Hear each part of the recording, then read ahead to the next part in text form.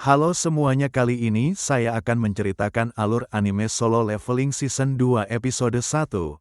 Sebelum lanjut ke inti ceritanya, buat kalian yang baru saja menemukan channel ini ada baiknya jika kalian subscribe dulu channel ini dan jangan lupa juga untuk menyalakan notifikasinya agar saya semakin semangat lagi untuk membuat konten-konten terbaik buat kalian.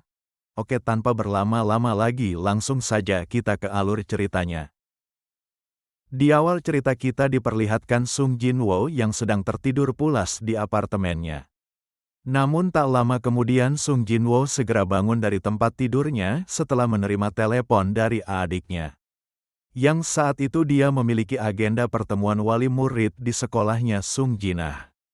Setelah Sung Jinwoo tiba di sekolah, Jinah malah bingung dan terkejut melihat perubahan fisik kakaknya. Jinah benar-benar tidak menyangka bahwa fisik seseorang bisa berubah sedrastis itu. Penampilan Sung Jinwoo pun kini membuatnya jadi pusat perhatian para gadis.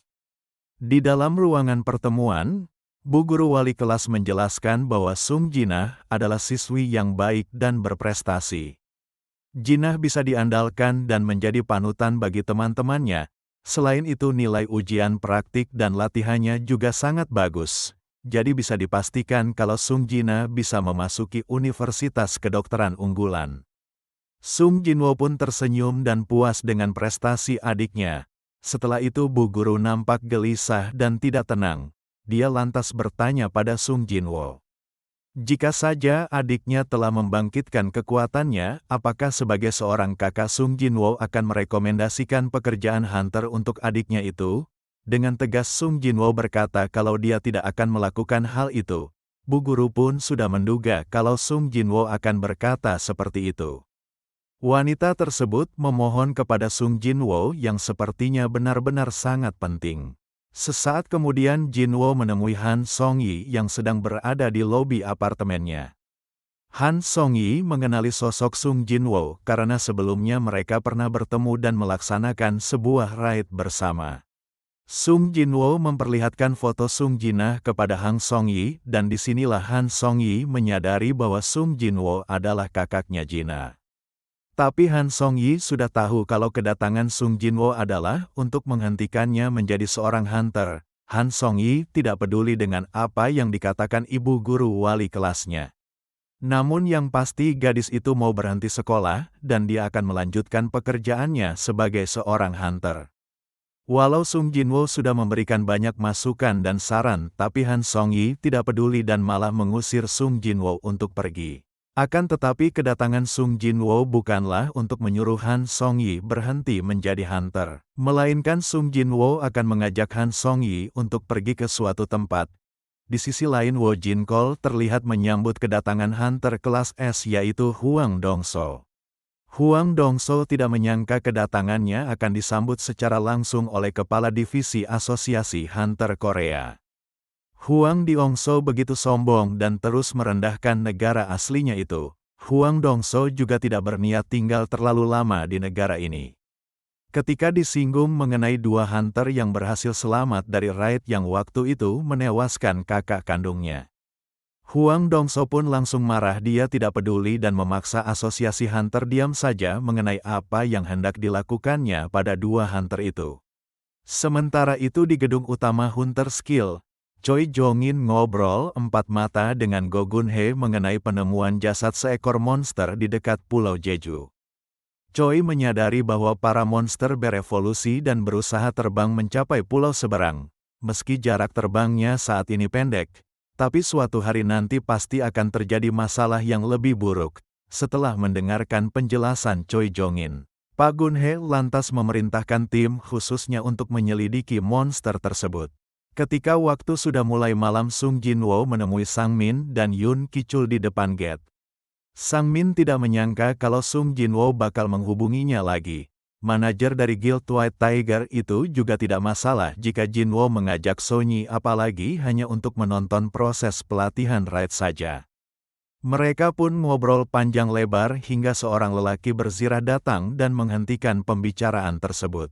Manajer Sang Min pun berkata pada Jinwoo bahwa lelaki berzirah itu adalah hunter rank A yang bernama Kim Jul. Kim Jul adalah seorang tanker dan dia merupakan pemimpin unit penyerangan kali ini. Kim Jul nampaknya agak tersinggung karena Pak Sang Min membiarkan Sungai Jinwo dan Han Song-yi ikut serta dalam raid kali ini. Pak Sang Min pun menjelaskan bahwa unit penyerang ini terdiri dari 10 orang yaitu 1 Hunter Rank A, 5 Hunter Rank B, 2 Hunter Rank C serta 2 Hunter Rank E. Sebenarnya, Sung Jinwo ingin membuat Han Song-yi berhenti menjadi hunter setelah melihat secara langsung tentang kejamnya profesi ini. Semua orang pun kini mulai memasuki gate satu demi satu. Tapi saat Sung Jinwo melangkah masuk di dalam dungeon, tiba-tiba saja dia merasakan sensasi yang aneh dan tidak nyaman. Saat itu juga gate yang awalnya rank C berubah menjadi merah menyala. Sung Jinwo pun segera menarik Han Song-yi dan berniat untuk keluar dari gate merah itu. Sayangnya usaha itu tidak berhasil.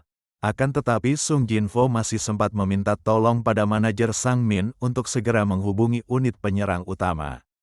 Setelah mendapatkan kabar dari Pak Sang Min, Bak Yun-ho yang membawahi Guild with Tiger terlihat begitu terkejut dengan insiden ini.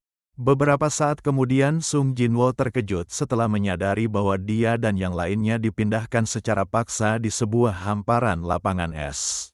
Kim Chul pun menjelaskan bahwa fenomena ini adalah Red Gate yang berbeda dengan Gate pada umumnya. Red Gate merupakan sebuah dungeon khusus yang memutus kontak hunter dengan dunia luar. Semuanya tidak akan bisa keluar dari dungeon hingga bos di dungeon ini dikalahkan. Selain itu monster yang muncul juga jauh lebih kuat dari biasanya. Han Song-yi pun begitu kaget mendengarkan informasi ini. Tapi dia lebih kaget karena ada sebuah anak panah yang mengarah padanya. Untungnya saat itu juga Sung Jinwo cepat tanggal dan berhasil menghentikan anak panah itu. Sayangnya salah satu seorang hunter harus meregang nyawa karena serangan panah. Dan ternyata yang melakukan penyerangan itu adalah monster Elf S yang bersembunyi di balik pepohonan hutan. Kekejaman Elf S pun membuat Han Song-yi nampak sangat ketakutan. Dan detik itu juga Kim berteriak pada semua membernya untuk bersiaga agar bisa pulang dalam keadaan hidup. Kim memaksa semua orang untuk mematuhi perintahnya karena dia adalah hunter yang memiliki rank paling tinggi. Saat itu Kim tidak sanggup untuk memimpin semua hunter. Dia pun membagi tim ini menjadi 2 kelompok. Kim pun berjanji untuk memastikan keselamatan semua orang yang mengikutinya. Tapi dia menolak hunter rank C yang bernama Gyung Hwan memasuki timnya. Tentu saja ini juga berlaku bagi Sung Jinwo dan Han Song-yi yang tentu saja memiliki peringkat paling rendah. Kim berkata bahwa untuk menyelesaikan dungeon ini mungkin memakan waktu yang sangat lama. Informasi ini pun membuat Han Song-yi dan Myung Hwan ketakutan. Anehnya seorang gadis mage yang bernama Park Hae-jin malah meminta untuk bergabung dengan kelompok sebelah. Gadis itu pun begitu yakin bahwa Sung Jinwo bukanlah hunter rank E. Menurut Hae-jin, Sung Jinwo mungkin memiliki rank A atau di atasnya.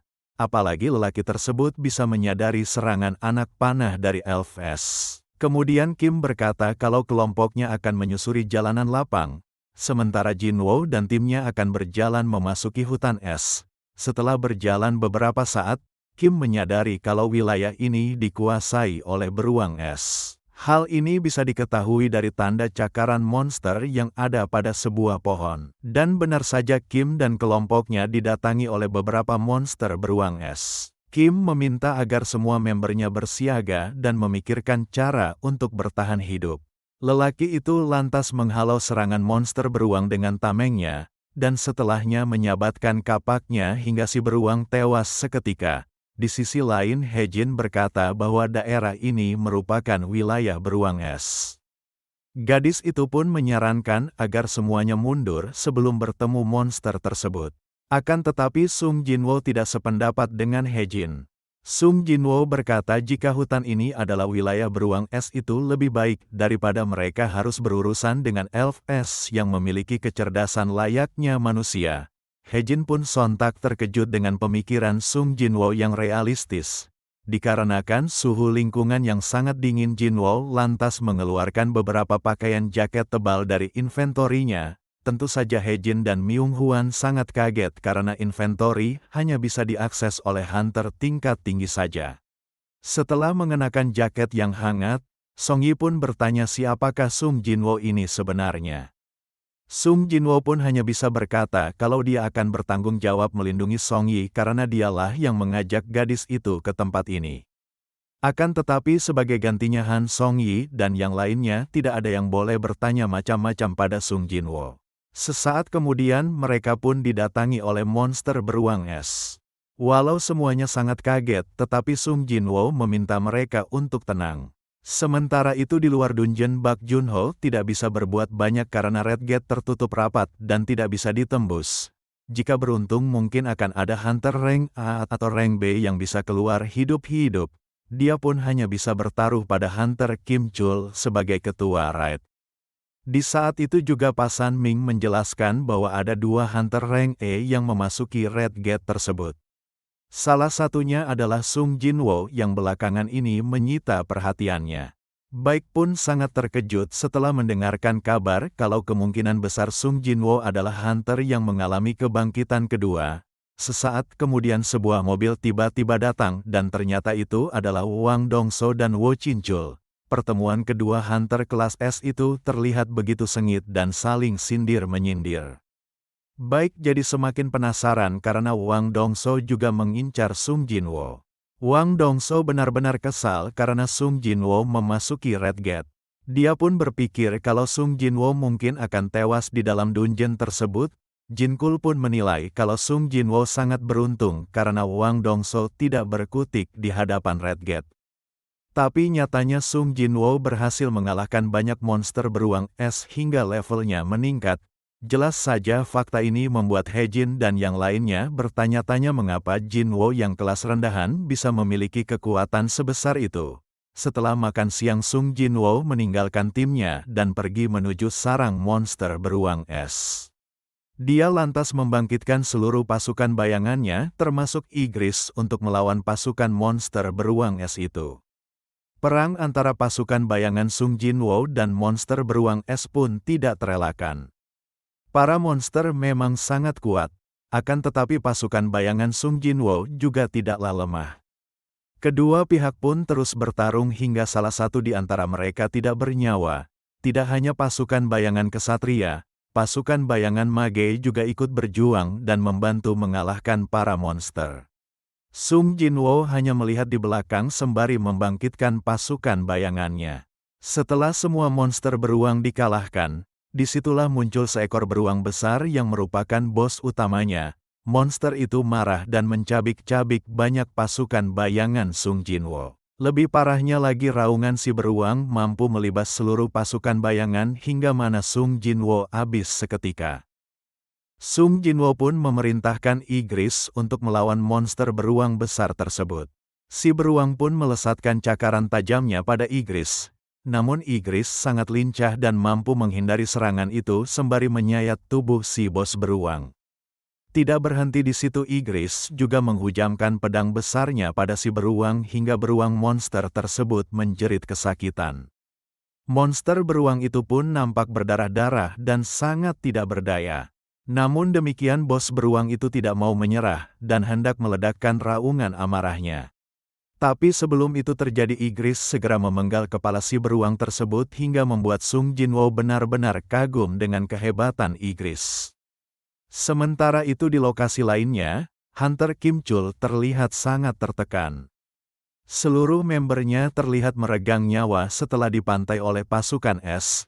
Jelas saja kejadian mengerikan ini membuat Kim Chul sangat ketakutan. Dia pun berteriak sembari berlarian menyelamatkan diri masuk ke dalam hutan.